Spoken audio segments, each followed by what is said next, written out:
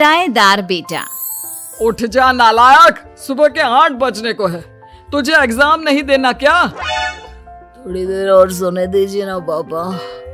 तू उठता या फिर मैं तेरे ऊपर पानी फेंकूं? रोज गधों की तरह सोता रहता है, पेपर की कोई टेंशन ही नहीं है। और एक हमारा समय था जब हम पेपर में फेल होने के डर से रात भर पढ़ा करते थे, सो ही नहीं पाते थे। तो क्या अब आप उसका बदला मुझसे लेंगे? मैं 15 मिनट बाद उठ जाऊंगा, आप प्लीज जाइए, मुझे डिस्टर्ब मत कीजिए। इतना कहकर रौनक रजाई ढककर फिर से सो जाता है। तू ऐसा नहीं मानेगा, रुक मैं अभी पानी लेकर आता हूँ। बस फिर क्या था, इतना कहकर वो भागते हुए बाथरूम में जाते हैं और पानी की एक बड़ी सी बाल्टी लाकर रौनक के ऊपर फेंक देते हैं। पानी पड़ते ही रौनक झट से उठ जाता है। ये आपने क्या किया पापा? अब तू उठेगा नहीं तो यही करना पड़ेगा ना। वैसे थैंक्स डैड, आपके कारण ना अब मुझे नहाने की भी जरूरत नहीं पड़ेगी। चलिए अब आप माँ से बोलकर मेरे कपड़े निकलवा दीजिए, तब तक मैं ब्रश कर लेता हूँ। वैसे कल ना आप एक काम और करना, नहलाने के साथ साथ मुझे ब्रश भी करवा देना। ये ब्रश करने में ना मुझे बहुत आलस आता है। रौनक की बातों से अरविंद का मुंह खुला का खुला रह जाता है। वो अपनी पत्नी कमला के पास जाता है और रौनक की हरकतों के बारे में बताता है, जिसे सुन उसकी पत्नी हंसने लगती है।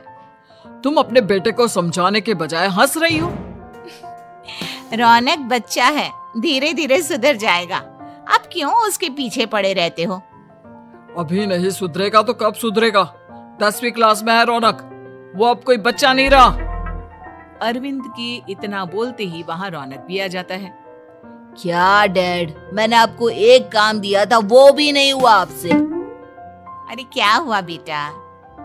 माँ, मैंने डैड से बोला था कि वो आपको बोलकर मेरे स्कूल की यूनिफॉर्म निकाल दे, लेकिन मेरे पीछे पड़ने के अलावा इनसे एक काम ढंग से नहीं होता। देख रही हो कमला, देख रही हो अपने लाडले को? अरे आप चुप रहिए जी। चलो बेटा, मैं तुम्हें कपड़े निकाल कर दे देती हूँ। बस ऐसे ही साल पर साल बीतते जाते हैं, लेकिन रौनक के रवैये में कोई बदलाव नहीं आता। वो पहले से भी ज्यादा आलसी और पूरी तरह अपने माता पिता पर निर्भर हो जाता है। 2 साल बाद पता नहीं कहाँ गायब रहता है पूरे दिन, अब तक तो आ जाना चाहिए था। अरे आप इतनी फिक्र क्यों कर रहे हैं उसकी? दोस्तों के साथ खेल रहा होगा, आ जाएगा अभी। ये कोई टाइम है खेलने का? 10 बजने वाले हैं, इतनी रात में कौन खेलता है? कमला कुछ कहती उससे पहले ही रौनक वहाँ आ जाता है। मम्मी जल्दी से खाना लगा दो, बहुत भूख लग रही है। तुम्हें तब तक खाना नहीं मिलेगा जब तक तुम बता नहीं देते कि इतनी रात गए कहाँ से आ रहे हो। ओ प्लीज डैड, अब आप एसी पे प्रद्युमन बनकर मेरे सर पर बंदूक लेकर मत बैठ जाना। अपनी फालतू की बकवास बंद कर और बता कहाँ से आ रहा है। माँ अब समझाइए ना डैड को। बता देना बेटा, इनको भी तसल्ली हो जाएगी। आप बोल रही हैं तो बता देता हूँ, मैं दोस्तों के साथ मूवी देखने गया था, इसलिए देर हो गई।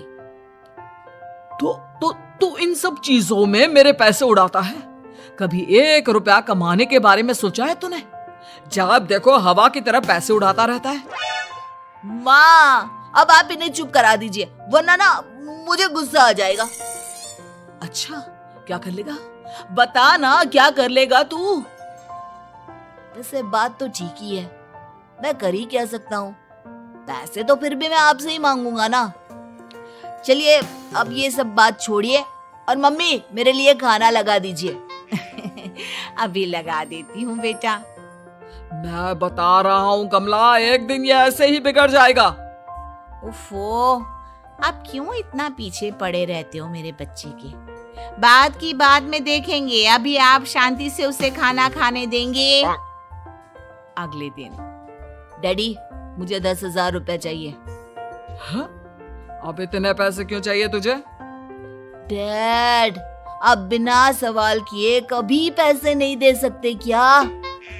जब तक तू बताएगा नहीं तुझे पैसे भी नहीं मिलेंगे। अरे अब आप अपने बेटे को पैसे भी नहीं दे सकते?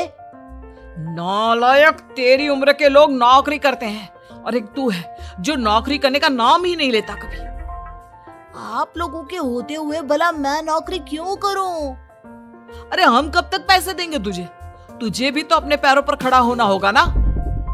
कौन सा उधार के पैरों पर खड़ा हूँ? अपने ही तो पैरों पर खड़ा हूँ मैं।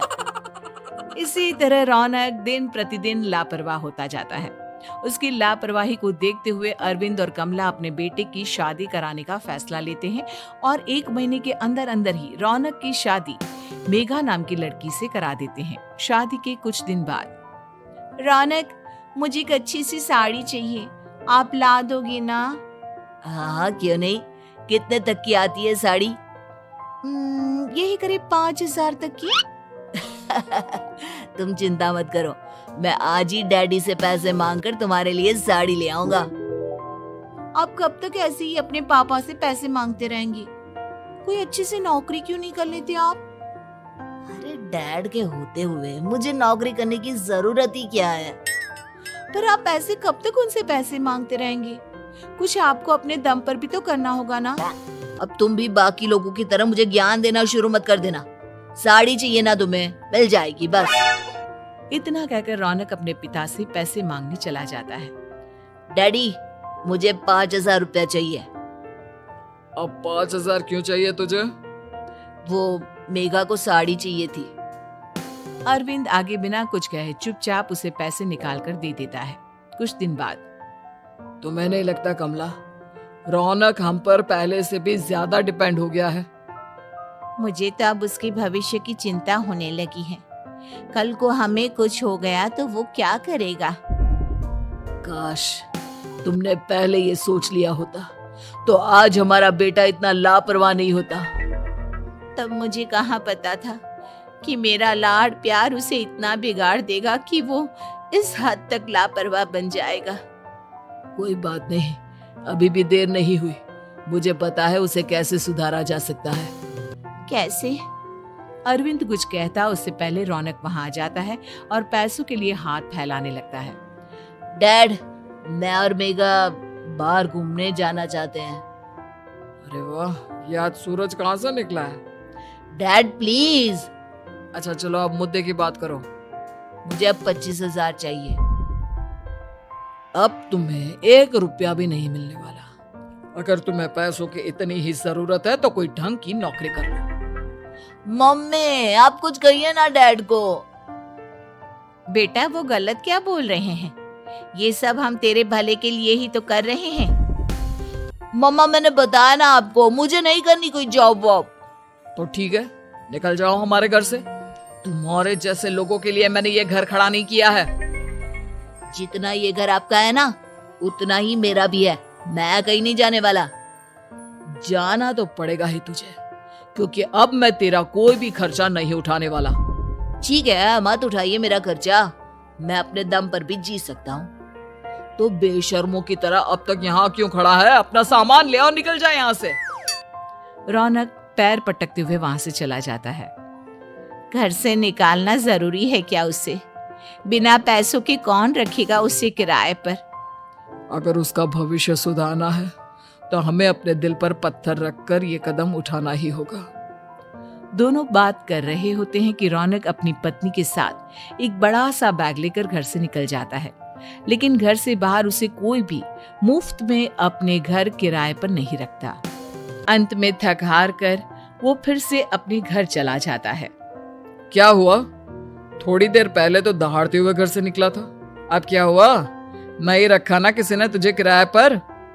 डैड प्लीज, मैं कुछ दिनों में कोई अच्छी सी नौकरी शुरू कर दूंगा। आप तब तक तो हमें रख लीजिए प्लीज। सुबह से रात हो चुकी है लेकिन कोई हमें रखने को राजी नहीं है। अब आप ही बताइए, इतनी रात को मैं मेघा को लेकर कहाँ जाऊंगा? ठीक है ठीक है, बहू की वजह से मैं तुझे घर पर रख रहा हूँ, लेकिन तू इस घर में एक बेटे की नहीं बल्कि एक किराएदार की हैसियत से रहेगा। 3 महीने है तेरे पास। इन 3 महीनों के अंदर अंदर मुझे तेरी पहली तनख्वाह हाथ में चाहिए, समझ गया? पक्का डैड, इन 3 महीनों के अंदर अंदर तो कोई बढ़िया सी नौकरी ढूंढ ही लूंगा मैं। ऐसे ही धीरे धीरे समय बीतने लगता है और अरविंद के दिए 3 महीनों में से 2 महीने बीत चुके होते हैं।